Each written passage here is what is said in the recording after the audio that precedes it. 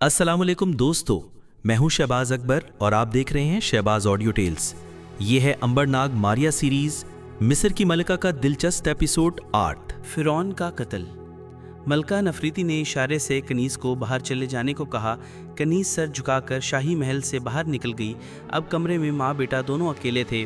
मलका ने अंबर को अपने पास बुलाकर बिठाया और कहा, अंबर, क्या तुम्हें यकीन है कि तुम रिजाल के बेटे हो?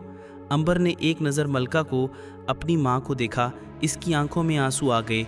इसका दिल माँ के कदमों पर निछावर होने को बेताब हो गया। इसने सर झुका लिया। मलका ने इसकी आंखों में आंसू देख लिए थे। इसने अंबर के सर पर हाथ रख दिया।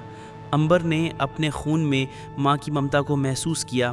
इसने आंसू भरी पलकें उठाकर कहा, मलका आलिया, मुझे दरवेश अनातोल ने बताया है कि मैं एक नन्ही सी कश्ती में दरियाए नील की मौजों पर बहता चला जा रहा था कि एक सुबह मेरे माँ बाप ने मुझे वहाँ से उठा लिया और घर लाकर परवरिश शुरू कर दी। मलका की पलकों पर आंसुओं के सितारे लरजने लगे। इसने कहा, इस कश्ती में एक शाही मोहर भी थी। वो मोहर मेरे पास मौजूद है मलका आलिया। मेरा बाप मरते वक्त वो मुझे दे गया था और एक ख़त में ये लिख गया था कि मैं इसका बेटा नहीं हूँ बल्कि मिस्र के शहज़ादों में से हूँ। अंबर ने शाही बा की जेब में से बाप का ख़त और शाही मोहर निकालकर मलका के सामने रख दी। मलका ने ख़त को गौर से पढ़ा, फिर शाही मोहर को देखा और मेरे बेटे कहकर अंबर को अपने सीने से लगा लिया। दोनों माँ बेटे की आंखों से आंसुओं की नदियाँ बह रही थीं। 15 बरस के बाद माँ और बेटे का मिलाप हुआ था। वो कितनी देर एक दूसरे के पास बैठे ममता भरी बातें करते रहे। मेरे बेटे, अगर तेरे बाप ने तुम्हें कत्ल करने का हुक्म ना दे रखा होता तो मैं तुम्हें कैसे अपने से जुदा करती। मैंने कलेजे पर पत्थर बांधकर तुम्हें दरिया के सपुर्द किया था। मैंने अपने रब्बे अज़ीम के हजूर दुआ की थी कि वो तुम्हारी रखवाली करे और तुम्हें जल्द मुझसे मिला दे। रब्बे अज़ीम ने आज मेरी दुआ कबूल कर ली है। आज का दिन मेरी ज़िंदगी का सुनहरी दिन है, खुशकिस्मत दिन है। मेरे जिगर का टुकड़ा फिर मुझसे आन मिला है। अंबर ने अपनी माँ का हाथ अपनी आंखों पर लगाते हुए कहा, माँ, मैं भी अपने आप को खुशकिस्मत समझता हूँ कि इतने अरसे के बाद तुमसे आन मिला। अगर मेरा बाप ज़िंदा होता तो मैं कभी अपनी माँ से ना मिल सकता था। मलका ने उस वक्त शारमीन को तलब किया। शारमीन भी अधेड़ उम्र की हो चुकी थी। वो अंदर आई तो मलका ने कहा, शारमीन, ये मेरा बेटा अंबर है। तुमने ही इसे कश्ती में सवार किया था जब इसकी उम्र बामुश्किल 1 दिन थी। क्या वही नाक नक्शा नहीं है मेरे बच्चे का?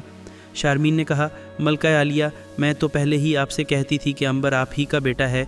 इसकी आंखें नीली हैं और आपके बच्चे की आंखें भी नीली थीं, और फिर शाही मोहल सिवाय आपके बच्चे के और किसी के पास नहीं हो सकती। शारमीन, अंबर मुझे मिल गया, मेरा बेटा मुझे वापस मिल गया। अगर मैं अपने बेटे को देखे बगैर मर जाती तो मेरी रूह को कभी सुकून नसीब ना होता। अब मैं आराम से मर सकूंगी। अंबर ने अपनी माँ का हाथ थामकर कहा, ऐसा ना कहो मेरी माँ, मैं तुम्हें हरगिज़ मरने नहीं दूंगा। मलका ने सर दाह भरी कर कहा, तुम्हें क्या मालूम कि मेरे और फ़िरौन मिस्र अखनातून के कत्ल के लिए दरबार में कैसी कैसी घनौनी साजिशें हो रही हैं। अखनातून भूला भाला फ़िरौन है। दरबार के अक्सर लोग इसके ख़िलाफ़ हो गए हैं और बड़ा पुजारी सिपा सलार के साथ मिलकर बगावत का मंसूबा बना रहा है। अंबर ने कहा, मुझे इसकी खबर है मलका आलम। फिर तुम इसके लिए क्या कर सकते हो बेटा? दरअसल हम सबको मिलकर इस साजिश को नाकाम बना देना चाहिए। कहरमान एक ज़बरदस्त चाल चल रहा है। इसका इरादा फ़िरौन मिस्र और मुझे कत्ल करके तख्त पर ज़बरदस्ती कब्ज़ा हासिल करना है।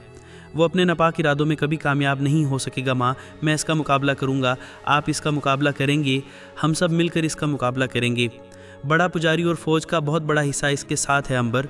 फिर क्या हुआ माँ, हम हर हालत में कहरमान के नापाक अज़ाइम का मुकाबला करेंगे। मलका नफरीती ने अपने बेटे, अपने शहज़ादे का माथा चूमकर कहा, तुम वाकई मेरे बहादुर बेटे हो अंबर। तुम एक दलेर और जुर्रतमंद शहज़ादे हो। मैं जानती हूँ तुम अपने माँ बाप के तख्त ताज और इज़्ज़त पर आँच ना आने दोगे, मगर कहरमान और बड़े पुजारी की ताकत का गलत अंदाज़ा लगा रहे हो। इन दोनों ने दरबारियों की एक बड़ी तादाद को अपने साथ मिला रखा है। इनका मुकाबला करने के लिए हमें बड़ी होशियारी और सियासत से काम लेना पड़ेगा। तुम मुझे जैसा हुक्म करो, मैं तैयार हूँ माँ। मेरे ख़्याल में हमें छोटे पुजारी और वज़ीर दरबार को साज़बाज़ करके अपने साथ शामिल कर लेना चाहिए।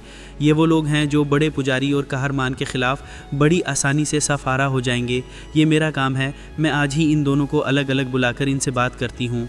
आखिर इन्हें क्या पड़ी है माँ कि वो सिपा सलार और बड़े पुरोहित के ख़िलाफ़ महाज खोलेंगे।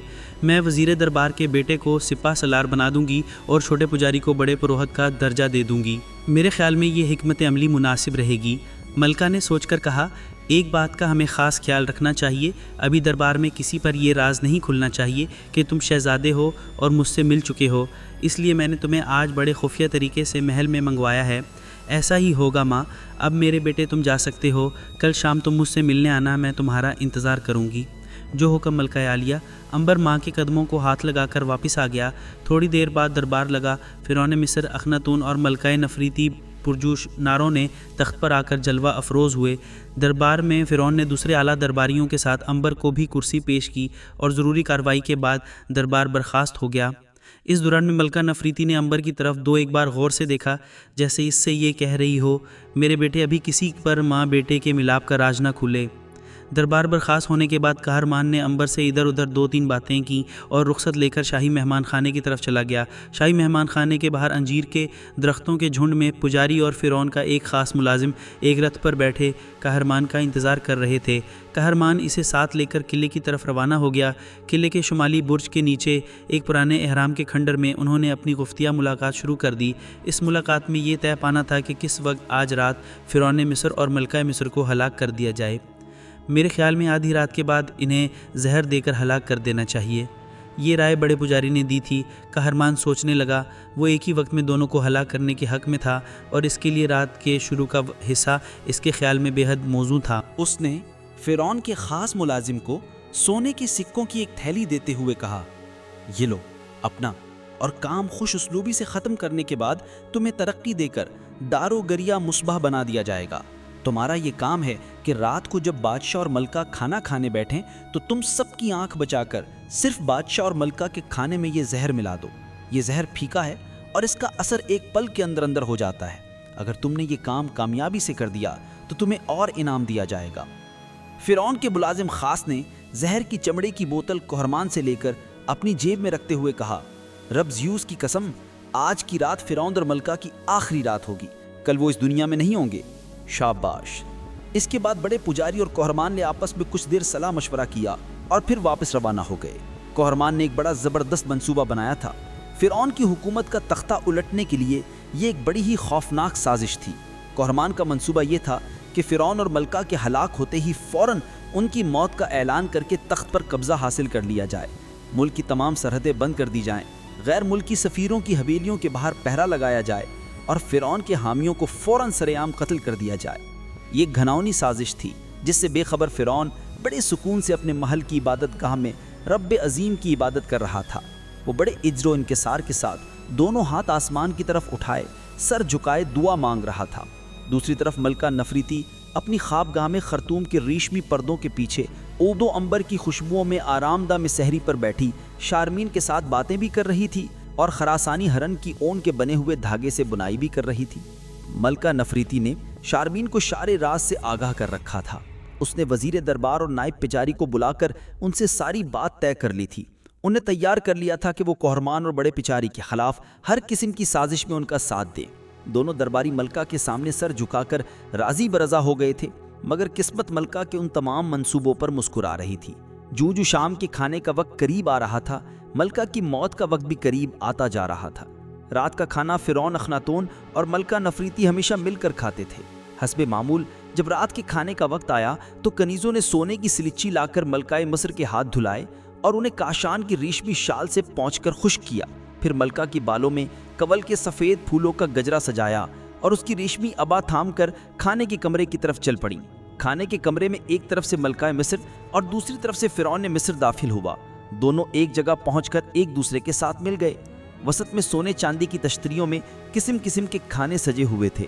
ایسے کھانے کبھی کسی بادشاہ کی میز پر بھی کم دیکھنے میں آئے ہوں گے۔ دنیا کا کوئی پرندہ ایسا نہیں تھا جس کا بنا ہوا گوشت وہاں موجود نہ ہو، کوئی مٹھائی اور پھل ایسا نہیں تھا جو وہاں میز پر موجود نہ ہو۔ ملکہ مصر اور فرعون نے اخناتون ساتھ ساتھ کھانے کی میز پر بیٹھ گئے۔ نوکروں نے کھانا ڈالنا شروع کر دیا۔ فرعون کا ملازم خاص اپنی مکار آنکھوں سے ادھر ادھر دیکھتے ہوئے مناسب وقت کا انتظار کر رہا تھا۔ اسے اچھی طرح معلوم تھا کہ بادشاہ اور ملکہ کو سوڈان کے سیاہ انگوروں کا رس بہت پسند ہے اور کھانے کے بعد وہ انگور کا رس کا ایک ایک گلاس ضرور پیتے ہیں۔ اس ملازم خاص نے زہر اسی وقت کے لیے بچا کر رکھا ہوا تھا۔ کھانے کی محفل کوئی 2 گھنٹے تک جاری رہی۔ بادشاہ اور ملکہ کھانا بھی کھاتے رہے اور باتیں بھی کرتے رہے۔ اس اسنا میں قہرمان فوج کے دستوں میں اپنے خاص فوجی افسروں کو ضروری ہدایات دے چکا تھا۔ بڑے پجاری نے بھی دربار کے اپنے مخصوص طبقے کو اپنے ساتھ کر لیا تھا۔ قہرمان بادشاہ کے محل کی باراداری میں بڑے پجاری کے ساتھ چھپ کر بیٹھا فرعون اور ملکہ کے ہلاک ہونے کا انتظار کر رہا تھا۔ کھانے کے بعد جب انگور کا رس پینے کا وقت آیا تو بادشاہ نے ملازم خاص کی طرف اشارہ کیا۔ ملازم خاص نے ادب سے سر جھکایا اور پردے کے پیچھے جا کر جیب سے زہر کی بوتل نکالی اور دونوں گلاسوں میں ایک ایک قطرہ انڈیل دیا۔ یہ زہر بے حد زہر قاتل تھا اور اس کا ایک قطرہ 50 آدمیوں کو ہلاک کر سکتا تھا۔ انگور کے رس میں زہر ملا کر ملازم خاص سونے کے تشت میں دونوں گلاس سجا کر باہر آ گیا۔ جھروکے کی جالیوں میں سے بڑا پجاری اور قہرمان یہ سارا منظر دیکھ رہا تھا۔ جو فرعون اور ملکہ کی موت کی گھڑی قریب آ رہی تھی، ان کے دل کی دھڑکنوں کی رفتار تیز ہوتی جا رہی تھی۔ جب انہوں نے ملازم خاص کو انگور کا رس بادشاہ اور ملکہ کی طرف بڑھاتے دیکھا تو دماغ خود سے ہو کر نتیجے کے سامنے آنے کا انتظار کرنے لگے۔ ایک پل کے اندر نتیجہ ان کے سامنے آنے والا تھا۔ قہرمان ایک پل کے بعد مصر کا بادشاہ بننے والا تھا، شاہی تخت و تاج کا مالک بننے والا تھا۔ ملکہ اور فرعون اخناتون نے انگور کے سیاہ میٹھے مگر زہر آلود رس کے گلاسوں کو ہاتھوں میں تھام کر ایک دوسرے کی طرف مسکرا کر دیکھا اور کہا، اسے گھٹا گھٹ پی گئے، اس سے بے خبر کہ ان گلاسوں میں بڑا مہلک زہر ملا ہوا تھا۔ بادشاہ اور ملکہ نے اس کے گلاس ہونٹوں سے لگائے ہی تھے کہ ملازم خاص فوراً دوسرے کمرے میں روپوش ہو گیا۔ جو ہی گلاس خالی ہوئے بادشاہ اور ملکہ کی طبیعت خراب ہونے لگی۔ انہوں نے ایک دوسرے کی طرف تعجب سے دیکھا مگر اب کچھ نہیں ہو سکتا تھا۔ قاتل زہر معدے میں جا کر اپنا کام کر چکا تھا۔ ان کے ہاتھوں پر پسینہ آ گیا۔ انہوں نے بولنا چاہا مگر زبان جیسے پتھر کی ہو گئی، اس نے ہلنے سے انکار کر دیا۔ ملکہ نے اپنا ہاتھ فرعون کی طرف پھیلانا چاہا مگر وہ ہاتھ نہ اٹھ سکا۔ دونوں کے چہرے سبز ہو گئے، ان کے جسم ٹھنڈے پڑ گئے اور وہ دیکھتے ہی دیکھتے دھڑام سے نیچے بیش قیمت قالین پر مردہ ہو کر گر پڑے۔ ان کے گرتے ہی ہر طرف ایک کورام مچ گیا۔ کنیزوں اور ملازموں کی چیخیں نکل گئیں۔ نوکروں نے شور مچاتے ہوئے ادھر ادھر دوڑنا شروع کر دیا۔ حبشی غلام بھاگ کر اندر آ گئے۔ انہوں نے بادشاہ کو اٹھانا چاہا مگر بادشاہ کا جسم مر کر پتھر ہو گیا تھا۔ اتنے میں سنگی تلوار ہاتھ میں لیے سپہ سالار فوج قہرمان اندر داخل ہوا اور اس نے آتے ہی اعلان کیا، خبردار اگر کسی نے اپنی جگہ سے ہلنے کی کوشش کی، فرعون مر چکا ہے، آج سے میں فرعون مصر ہوں۔ ایک وفادار حبشی خنجر لے کر قہرمان کی طرف بڑھا۔ قہرمان نے تلوار کے ایک ہی وار سے حبشی کو 2 ٹکڑے کر دیے۔ اس کے بعد کسی کو آگے بڑھنے کی جرأت نہ ہوئی۔ قہرمان فوراً شاہی محل کے دیوان خاص میں آیا۔ وہاں فرعون کے قتل کی خبر پہنچ چکی تھی اور فرعون کے وفادار درباری شور مچا رہے تھے۔ قہرمان نے آتے ہی بادشاہ کے حامی درباریوں کو قتل کرنا شروع کر دیا۔ جب وہ 10-11 درباریوں کو قتل کر چکا تو باقیوں نے ہتھیار ڈال دیے۔ ادھر فوج میں سپہ سالار قہرمان کے حامی افسروں نے بادشاہ کے وفادار افسروں کو ہلاک کر کے ساری فوج کو زیادہ تنخواہ کا لالچ دے کر اپنے ساتھ ملا لیا تھا۔ بڑے پجاری نے نائب پجاری کو قتل کرنے کے بعد سارے پروہتوں کی حمایت حاصل کر لی تھی اور اعلان کر دیا تھا کہ فرعون مر چکا ہے اور ان کا پرانا مذہب نئے فرعون قہرمان نے بحال کر دیا ہے۔ قہرمان نے دربار کے وسط میں کھڑے ہو کر اپنے فرعون ہونے کا اعلان کر دیا۔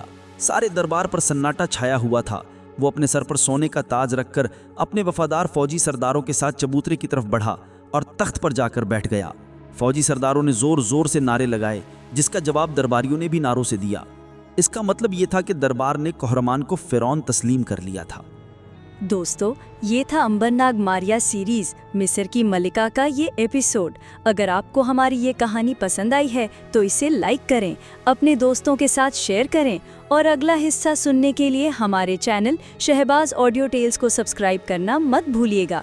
آپ کی محبت اور تعاون ہی ہمیں مزید اچھی کہانیاں سنانے کا حوصلہ دیتا ہے۔ ملتے ہیں اگلے ایپیسوڈ میں، تب تک کے لیے اللہ حافظ۔